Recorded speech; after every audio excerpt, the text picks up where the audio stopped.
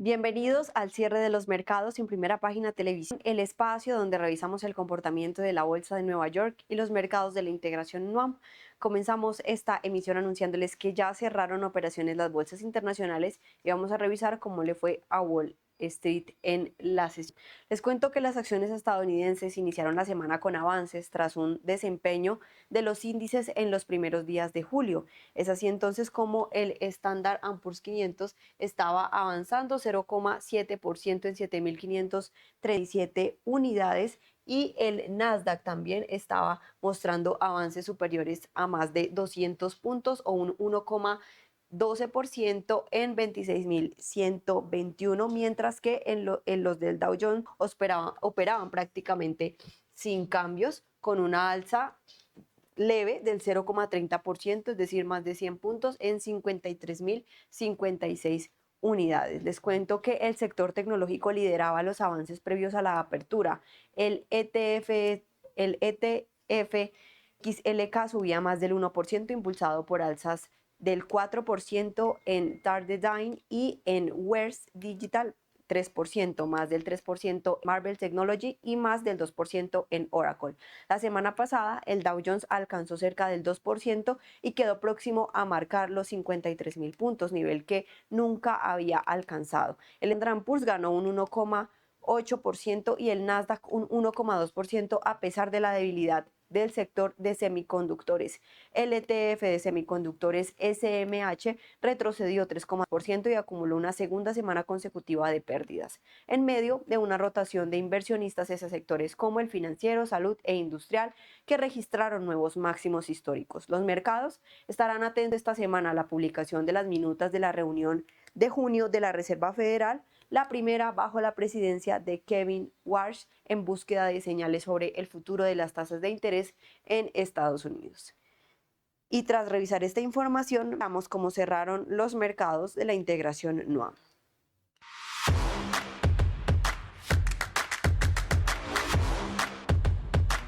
Así las cosas, la Bolsa de Valores de Colombia está ya a puertas, digamos, como de terminar de cerrar la sesión el día de hoy. Recordemos que la semana pasada la Bolsa de Valores de Colombia había finalizado con un avance positivo liderado por acciones como por ejemplo ETB, que estaba avanzando más del 14% en la sesión, pero de manera generalizada digamos que le ha ido bien a la Bolsa de Valores de Colombia. Es así entonces como termina la jornada sin cambios, el MSCI Colcap en 2.295 puntos. Por su parte, los índices que terminaron, las acciones que terminaron en negativo fueron ETB, Ecopetrol, Grupo Aval de la Acción Preferencial, Terpel y Celsia. Fueron las 5 acciones que más perdieron en la sesión, siendo ETB la que más bajó un 6,02% y Ecopetrol con una baja del 4,51%, donde incide principalmente pues esos precios internacionales del petróleo, donde han bajado considerablemente y donde el Brent ha caído hasta incluso sobre los $70. Así las cosas, Nutresa es el primer título en avanzar, 4,33%. Cibes de la acción preferencial tuvo un aumento del 1,92% y Da Vivienda de la acción preferencial también avanzó 1,39% en la sesión de hoy. Y en noticias del mercado colombiano, la Asamblea Extraordinaria de Accionistas de JP Morgan Colombia aprobó modificaciones a sus estatutos sociales para eliminar la figura de los miembros suplentes de la Junta Directiva. La decisión incluyó cambios en los artículos 41, 43 y 46 y forma parte de un ajuste en la estructura de gobierno corporativo de la entidad. En la misma sesión se aceptó la renuncia de Carolina Nieto Cáceres como miembro principal en el quinto renglón de la Junta y se designó a Ángela Leonilde Valderrama Guzmán como una nueva miembro principal. Valderrama es matemática de la Universidad Nacional, cuenta con una maestría en ciencias de la Universidad Illinois y ha ocupado cargos en la Bolsa de Valores de Colombia, Fogafín, Ecopetrol y la Secretaría de Hacienda Distrital. De otro lado, Grupo Nutresa logró readquirir el 100% de las acciones contempladas en su programa de recompra al adjudicar 3,33 millones de acciones ordinarias a un precio de 300.000 por título. La operación, cercana a 1 billón de pesos, se cumplirá el 7 de julio del 2026 y representa aproximadamente el 0,73% de las acciones reportadas por sus 25 principales accionistas. La Bolsa de Valores de Colombia informó que se recibieron 11 aceptaciones válidas por más de 3 millones de acciones equivalentes al 102,53% del cupo ofrecido. Ante la suscripción, se adjudicó la totalidad del límite previsto, consolidando una de las mayores operaciones de readquisición realizadas recientemente en el mercado accionario colombiano.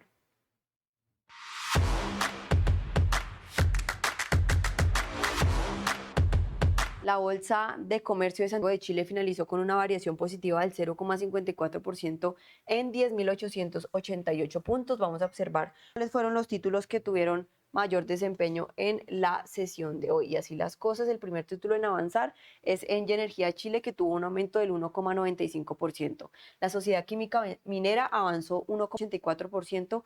Banco Santander también tuvo un alza del 1,75% y Compañía de Cervecerías Unidas avanzó 1,73%. Por su parte, acciones como por ejemplo el Holding Cap, Mall Plaza, Enel Chile y la Compañía Sudamericana de Aves fueron las que más bajaron, siendo Cap la que más mostró avances negativos en la sesión de un 2,46%.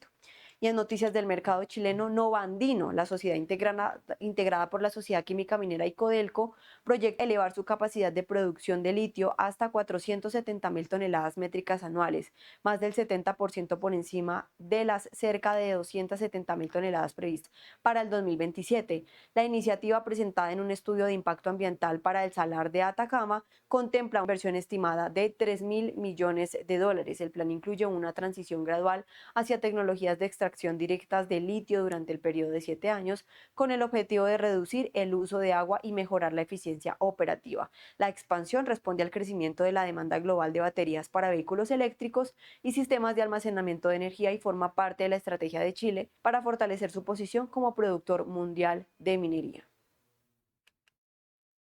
En otras noticias, Parque Araujo abrió la tercera edición de su programa Startup Challenger, una convocatoria internacional dirigida a emprendimientos tecnológicos de más de 30 países interesados en desarrollar soluciones para centros comerciales en Chile, Perú y Colombia. El proceso estará abierto hasta el 10 de julio de 2026 y se realizará junto con la aceleradora Inspiral. La iniciativa busca proyectos en áreas como crecimiento, experiencia de clientes, eficiencia operativa, rentabilidad y sostenibilidad. Desde su creación, el programa ha recibido más de 200 postulaciones y ha permitido implementar 9 pilotos en activos de la campaña bajo un modelo que incorpora startups como proveedoras de soluciones para desafíos reales del negocio.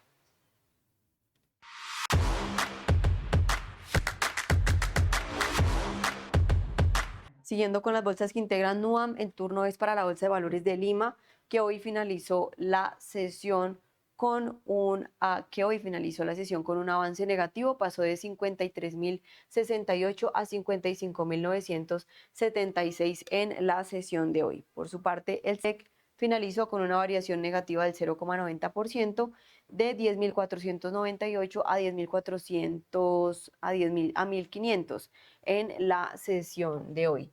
Dentro de los movimientos, los que tuvieron mayor trascendencia en la jornada fueron Nexa Resources Perú, que avanzó 10,58%, PPX Mining Corp también tuvo un avance del 7,14%, Rio 2 Limited también tuvo un aumento del 5,53% y Corporación Aceros Arequipa también avanzó más del 3%.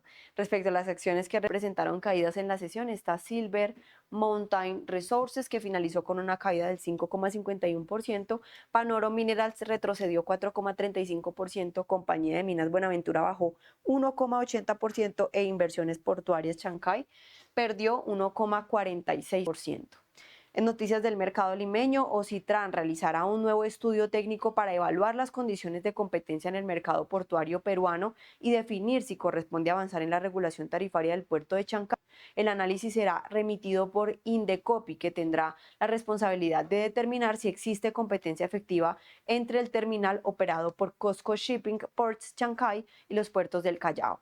La revisión incorpora información actualizada sobre el funcionamiento del mercado, incluyendo el impacto de nuevas rutas marítimas directas desde el Callao hacia Asia. Según Ocitran, si se confirma la existencia de competencia efectiva, el organismo mantendrá funciones de supervisión. Lo contrario, podría justificarse la regulación de tarifas en determinados servicios del puerto de Chancay.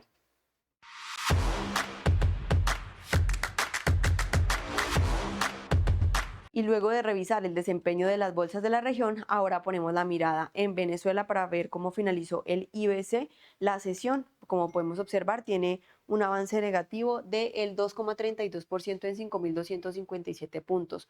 Por su parte, los otros índices que la componen, es decir, el financiero y el industrial, también finalizaron con caídas la sesión del 2,51% el financiero y el 1,20% el industrial.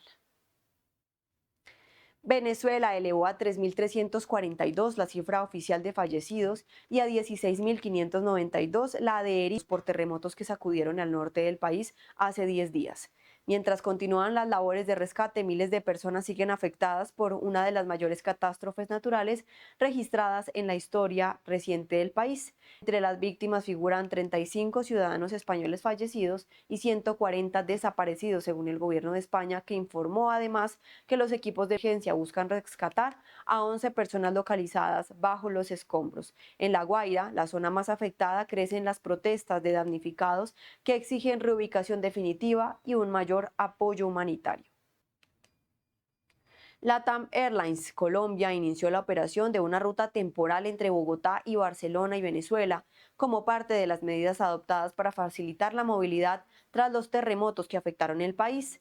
Los servicios operarán los lunes y viernes durante julio y buscan ofrecer una alternativa ante las dificultades operativas que enfrenta el aeropuerto de Caracas. Las aerolíneas también implementó un plan de flexibilidad para pasajeros con vuelos programados entre el 25 y 31 de julio, permitiendo cambios de fecha sin costo, reembolsos totales y modificaciones de ruta hacia Cúcuta, Riohacha y Barcelona. La medida apunta a mantener la conectividad de los viajeros afectados por la emergencia en Venezuela. Muchas gracias a nuestros televidentes por acompañarnos en esta emisión de Primera Página, el canal de los negocios. Nos vemos en una próxima oportunidad aquí en Primera Página, el canal de los negocios, y los dejo con este análisis económico.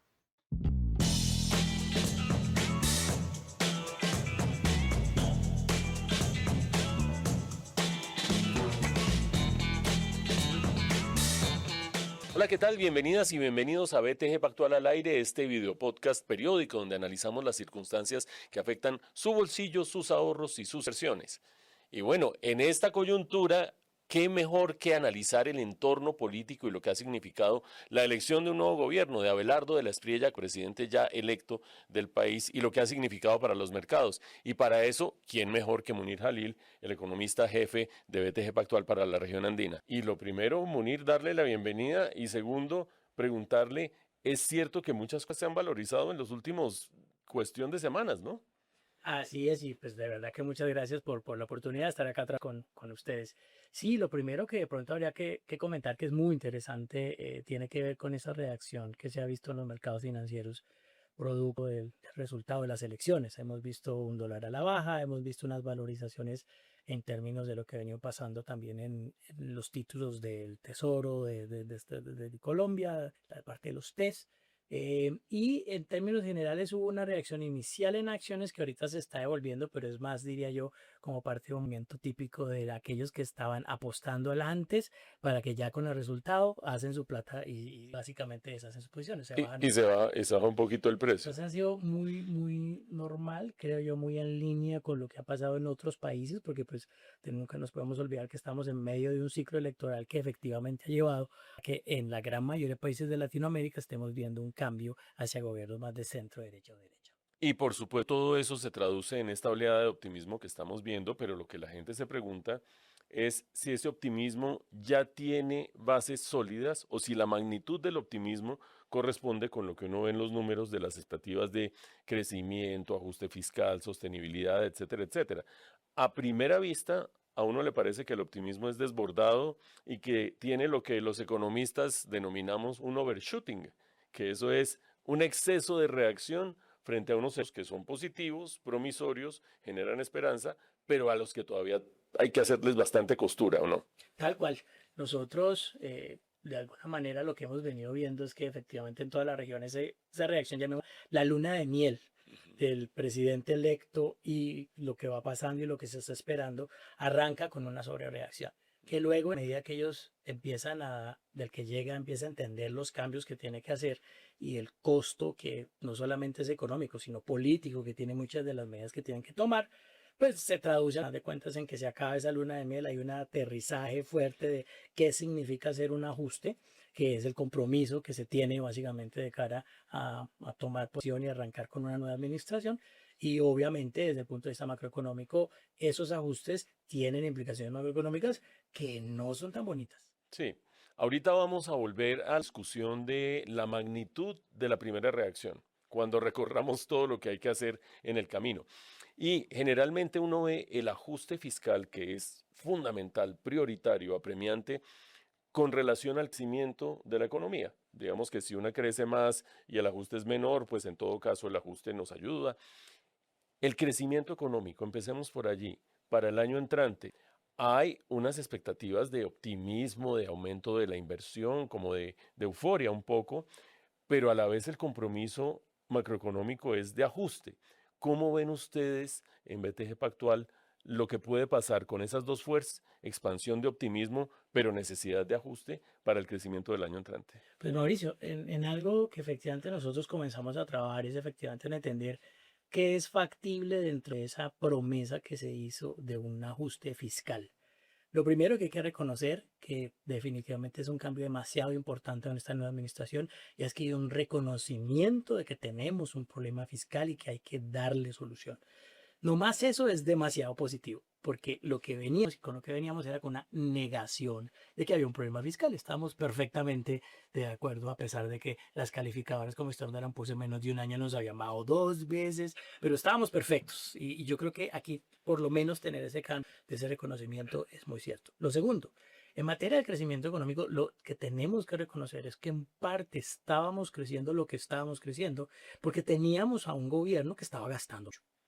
Y ese gasto hacía que lo que llamamos los economistas la demanda doméstica en parte estuviera de alguna forma inflada, generándole además problemas al Banco de la República que inclusive llevaron a que tuviéramos inflaciones relativamente altas.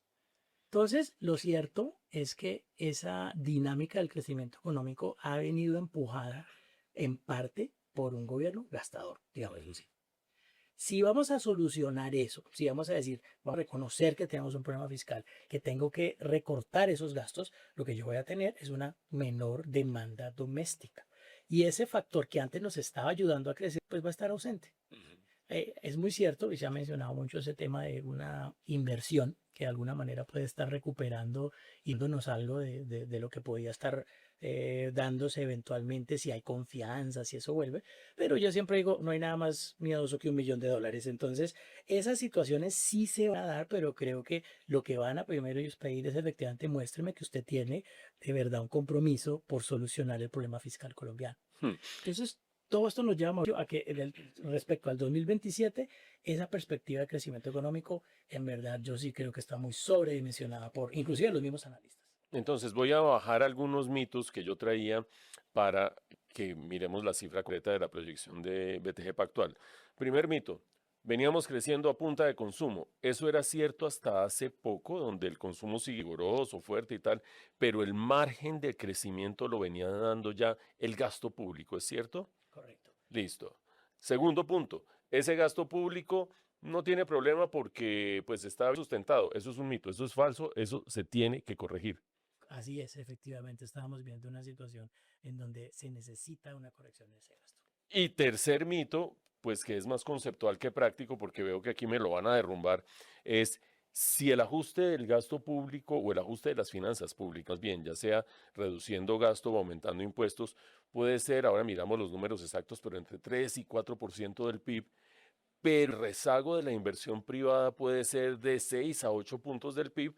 Una cosa reemplazaba a la otra, pero eso no es tan fácil, es lo que estoy viendo acá. Eso se demora en arrancar, eso sí va a pasar. Nosotros somos firmes creyentes de que a partir del 2028, 2029, 2030 podemos tener unos muy buenos años. Pero lo que tenemos que empezar a entender es que va a haber un año de sacrificio y ese año va a ser 2027. Inclusive si arrancan los proyectos de inversión, tampoco va a ser tan fácil arrancar proyectos de inversión en un 2027 en donde las tasas de interés están muy elevadas y donde tienen que mantenerse además elevadas porque tenemos la inflación muy alta. Entonces, en ese contexto se hace absolutamente necesario pensar en que va un año de arranque lento en donde vamos a estar haciendo un ajuste y que por consiguiente pensar que el 2027 ya nos va a mostrar toda esa excelente oleada de inversión que yo sí creo que eventualmente puede terminar llegando a Colombia, pero yo sí creo que en el 27 todavía estaremos comenzando unos inicios incipientes de ese proceso de inversión. En el 27 nos vamos a estar tomando el remedio sin ver todavía los beneficios de quitar la enfermedad. Esperando que en los otros 3 años le funcione para que tenga una buena dinámica de crecimiento económico. ¿Y eso qué número les da de crecimiento a BTG Pactual para el 27? Esperando que con el ajuste y un ajuste que efectivamente tratamos de ser muy realistas en términos de la magnitud. Efectivamente, el CAR, efectivamente muchas instituciones han hablado de ajustes que, como bien lo dice Mauricio, van entre un 4, el que más optimista es habla de un 3% del PIB, pero damos que la economía colombiana ya en términos nominales hoy en día son, por poquito son 2.000 billones de pesos. Sí. Entonces un 3% son 60 billones de pesos, un 4% son 80 billones de pesos. Nosotros no vemos ese ajuste en un solo año. No, es una recesión garantizada. Exactamente, entonces es un proceso que va a tomar tiempo. Creemos que poder lograr para el 2027 un recorte presupuestal equivalente a unos 30 billones de pesos sería una cosa espectacular por parte del gobierno. Bastante optimistas, inclusive fuera algo así, probablemente pueda ser hasta algo menos, pero con que ellos nos digan que ya de cara al 2026 el presupuesto puede ser, de este año está en unos 556 billones y lo podemos llevar a unos 520 billones de pesos, creo que sería un anuncio muy positivo en términos de esa dirección que tenemos que tomar.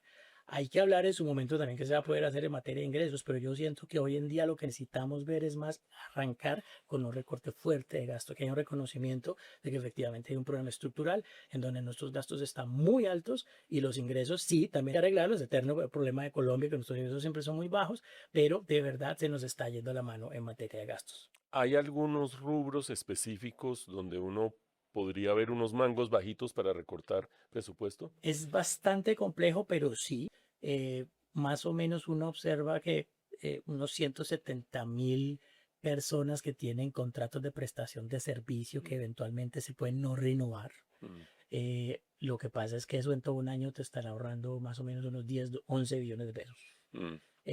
Si uno está viendo la famosa reacomodación administrativa, Ujú. que ese es otro punto. Aquí administrativamente es poco lo que se tiene que hacer. Si yo lo que quiero son lograr grandes recortes en materia de gasto público, yo necesito tener una completa y muy buena reacción entre la relación con el Congreso de la República. Claro. Porque palabras más, palabras menos, las últimas leyes que han sido muy complejas desde el punto de vista aprobado rapidísimo por parte del Congreso, tiene que ver con, por ejemplo, el sistema general de participaciones, en donde se está diciendo que hoy en día no estamos gastando 22-23% del ingreso general de la nación corriente y la idea es volver a subir eso al 40%. Porque al principio, cuando arrancó la Constitución en el 91, eso estaba como el 46%. Entonces, puede que suene muy justo, pero nunca se pensó de dónde va a salir la plata para hacer Claro. ese incremento. Entonces, Ahí se supone que va a haber una redistribución de funciones que no está arreglada todavía, ¿no? ley de competencias, Exacto. que lo que se ha dicho, que hemos escuchado del ahora presidente electo en su momento candidato, era que iba a utilizar la ley de competencias a su favor para tratar de alguna manera de reacomodar alguna de las funciones, quitárselas del gobierno general central y dárselas de alguna manera a las regiones. Del dicho al hecho hay mucho trecho. Si hay capital político, si hay una buena relación con el Congreso, seguramente todo eso es posible. Pero si no, y este es un cuento que efectivamente necesitamos en ese sentido empezar a escuchar de cómo se van a armar esas coaliciones en el Congreso. Normalmente el primer año es un año en donde relativamente a los presidentes puede llevar a cabo mucho de su trabajo legislativo. Entonces esperemos que esto sea así para que efectivamente se pueda dar una buena redistribución de muchas de las funciones que hoy tiene en día el gobierno nacional central, que se la pueda entregar a las regiones. Bueno, y digamos que de ese ajuste fiscal que se esperaría que se hiciera el año entrante, esa dosis vendría de reducción del gasto público, de ajuste del presupuesto.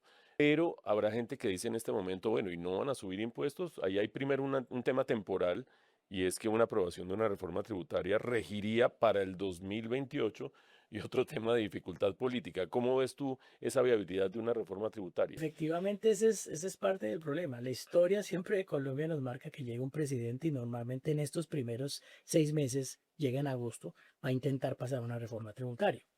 No hemos escuchado todavía al gobierno, porque además la propuesta de reforma tributaria va en dirección muy contraria a un ajuste fiscal. Lo que se nos ha dicho de una reforma tributaria es que se van a bajar los impuestos, que además es correcto. O sea, pensar en una tasa tributaria de Colombia del 35% de Sí, las no, eso corporativas, es una de las más altas del mundo, con además sobretasas para los bancos, sobretasas para el producto, el petróleo, sobretasa para el carbón. También tiene mucho sentido que desde esta nueva administración se diga, venga, yo quiero entrar a reformular eso. Pero pues eso significa, es menos ingresos, eso no significa más ingresos. Entonces, claramente tiene que haber como la famosa zanahoria y el garrote. De alguna manera, si viene una reforma tributaria, tiene también que pensarse de alguna manera dónde se van a conseguir los recursos adicionales. También en algún momento se habló inclusive por parte de su momento candidato a la presidente, es básicamente de eliminar el 4 por mil. mm, Esos son 16 billones de pesos. imposible hacerlo. Eso es una reforma tributaria. Entonces, Sí. solamente quitar el 4 por mil, uno dice, pues suena muy bueno y definitivamente tiene una cantidad de problemas de ese impuesto. Pero hasta que uno no consigue un reemplazo de 16 billones de pesos, ¿cómo lo quito? Entonces hay una realidad detrás de todas estas cosas que efectivamente es lo que vamos a empezar a ver y ahora el gobierno va a tener que ponerse bien juicioso de dónde se pueden conseguir recursos adicionales y cumplir con estas promesas que se quería de poder bajar todas estas tasas de tributación. Concentrados en esa reforma tributaria, si uno supone que el gobierno persiste en la idea de tener una reducción en el impuesto de renta corporativa y eliminar el 4 por mil, supongamos que esos dos solamente, eh, ¿qué tipo de reforma tributaria se puede adelantar en Colombia para compensar esos ingresos que no sea o adicional, digamos, a lo que siempre se argumenta y es mayor eficiencia Las de la DIAN, eficiencias. las eficiencias, por favor, pues que eso no da para tanto. Sí, de verdad que el tema siempre seguramente estará incluido. Pero hay una realidad, y es que cuando entramos a mirar ese tema supervedado políticamente, porque eso es lo que normalmente lo para, que es el tema de las exenciones, Ujú. ahí hay suficiente para emplazar cualquier disminución y tratar de conseguir algunos recursos adicionales. El problema es que ese tema de las exenciones, de verdad, normalmente lo que nos ha pasado en Colombia la última vez fue 2021, cuando se intentó tocar el tema de exenciones, tuvimos el famoso mayo 2021, que fue una revuelta social muy fuerte, y que ahora tenemos que reconocer que tenemos ahora que va a ser la nueva oposición, que es el ahora gobierno, que seguramente está tremendamente organizado y que pues habrá que ver cuál va a ser la reacción si viene algún anuncio por ese lado de las exenciones. Pero ahí había suficiente plata, nomás en IVA son 60 billones de pesos, cuando se mira el total de acciones hablan de más de 150 billones de pesos. Ujú, Entonces uno dice, bueno, pues podría, suena muchísimo dinero, ujú. pero toca en verdad darse un lapo desde el punto de vista de capital político que uno no sabe si efectivamente es algo que el gobierno esté en capacidad y que con la oposición como está, pues sí, sí me lo puede hacer. Técnicamente, dentro de esas exenciones, ¿hay algún volumen que no genere sensibilidad social?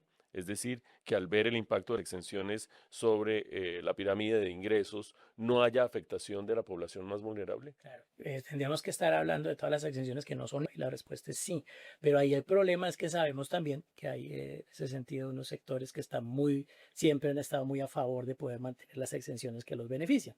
Entonces ahí la pelea no sería tanto del lado listo, es decir, no vamos a conseguirnos la plata, no vamos a tocar exención IVA, vamos a tocar las otras exenciones y ahí sí vamos a tener una pelea pues que también es bien interesante desde el punto de vista de todos por así llamarlo, lobistas que han estado siempre detrás del Congreso tratando de mantener esas exenciones. Mm. Sí se podría, pero complicado también. Yo sigo tratando de dilucidar cuál es la fórmula y la receta menos dolorosa para ir haciendo el ajuste fiscal. ¿Qué tal el tener una relación distinta con los acreedores mediante una especie de reestructuración o algo parecido, dadas las buenas relaciones con las multilaterales, buenas relaciones con Estados Unidos, hasta donde eso pueda incidir? ¿Qué juego hay allí como para recomponer el perfil de la deuda hacia adelante y que eso nos dé un poco de aire? Yo creo que eso sí fue importante. Estoy seguro que este gobierno va a seguir modificaciones en ese tipo. Desde el punto de vista de lo que puede hacer, por ejemplo, el endeudamiento externo, Yo creo que lo primero que tenemos que reconocer, Mauricio, es lo que no somos. O sea, nosotros no somos Argentina, nosotros no somos Ecuador, nosotros no somos Venezuela. Nosotros somos un país que de verdad estamos con capacidad de pago y que siempre hemos honrado nuestras deudas, y eso de verdad tiene que ser un motivo de orgullo para los colombianos. Eso es como para cantar el himno nacional en un partido de la selección colombiana. Eso de verdad es un motivo de orgullo. Lo segundo, yo creo que efectivamente el gobierno puede utilizar esta excelente relación que creo que se va a tener de este nuevo gobierno con los Estados Unidos para tratar de conseguir de pronto endeudamiento barato que viene a través de multilaterales. Si se consigue endeudamiento barato a través de los multilaterales, lo que vamos a tener seguramente es una posibilidad, por ejemplo, maravillosa. Y es que podríamos decir que, por ejemplo, el año entrante, en lo que es un año difícil de materia de crecimiento y macro, podemos decir, Colombia no va a emitir un solo bono en moneda extranjera el año entrante porque los multilaterales le van a prestar la plata. Se la va a prestar más barata de lo que él puede emitir. Si eso pasa, ya por ejemplo países como Panamá, se da una situación así, eso hace que automáticamente las tasas de interés de la deuda colombiana caigan fuertísimo, caería más de 100 puntos básicos, seguramente, probablemente 100, 150 puntos básicos podrían caer, sí, porque ya normalmente no habría esa oferta, y si no hay oferta, entonces escasea, y eso hace que el precio de la deuda suba, haciendo que sus tasas de interés caigan. Entonces eso sería bastante positivo. En la medida que empiece a cumplirse lo fiscal, eso va a empezar a hacer que las tasas de los TES en Colombia comiencen a bajar. Si efectivamente el Banco de la República va haciendo también su trabajo, como ya también lo dijo el presidente electo, que va a respetar la autonomía del Banco de la República, eso significa que en 27 la inflación alcanzaría su pico, comenzaría a bajar, y eso le permitiría eventualmente en algún momento del 2027 al Banco de la República también bajar sus tasas. Eso hace que las tasas de los test de muy corto plazo también tengan un momento en 27 de caída. Y todo esto se da si yo hago las cosas bien. Si yo estoy trabajando en un marco de una europolítica, estoy respetando la autonomía del Banco Central, pues de alguna manera, y estoy pensando en cómo conseguir recursos afuera a una tasa de interés bastante económica, puedo estar haciendo una combinación muy linda que va a hacer que luego en 2028 usted pueda ir emitiendo deuda, pero lo va a poder hacer a unas tasas mucho más baratas. Esa va a ser la realidad. Y es previsible que las multilaterales, con el respaldo de Estados Unidos, nos vayan a ayudar a ir enderezando ese camino. Estoy seguro que para eso hay que utilizar esta relación. Definitivamente tenemos que utilizar esta nueva posibilidad, una muy buena relación con los Estados Unidos, no para llegar al extremo de una Argentina de venga, présteme 20.000 millones de dólares. Que yo creo que otra vez tenemos que diferenciar. Nosotros estamos muy lejos de ser un país como Argentina, es mucho mejor. No estoy hablando de fútbol, estoy hablando de macro. Pero lo cierto es que desde el punto de vista de la institucionalidad, nosotros tenemos un país institucionalmente muchísimo más fuerte que una economía como la Argentina. Entonces no necesitamos que nos presten 20.000 millones de dólares. Sí necesitamos que nos presten, pero que nos den la mano para que los multilaterales nos puedan prestar. Sí. Bueno, entonces pasando a limpio todos los conceptos. Primero que todo, el año entrante va a ser un año difícil en crecimiento porque le toca a uno tomarse el remedio sin que todavía se vean los beneficios de expulsar la enfermedad. Y ese remedio se llama ajuste fiscal, ajuste de gasto, ajuste de absorción, como ustedes lo quieran poner, para poder generar algún tipo de reperfilamiento de las finanzas públicas hacia adelante. Punto número 2, cualquier cosa que se haga en términos tributarios se haría el año entrante para aplicar a partir del año 2028, 28 exactamente, y seguramente si se espera que haya reducciones sustanciales de impuestos, va a tocar conseguir por otro lado los ingresos y eso requiere pulso político que todavía está por verse cómo se va a conseguir. Ojalá se consiga, pero todavía es incierto porque el margen de la votación presidencial fue chiquito, chiquito, chiquito. Tercer punto.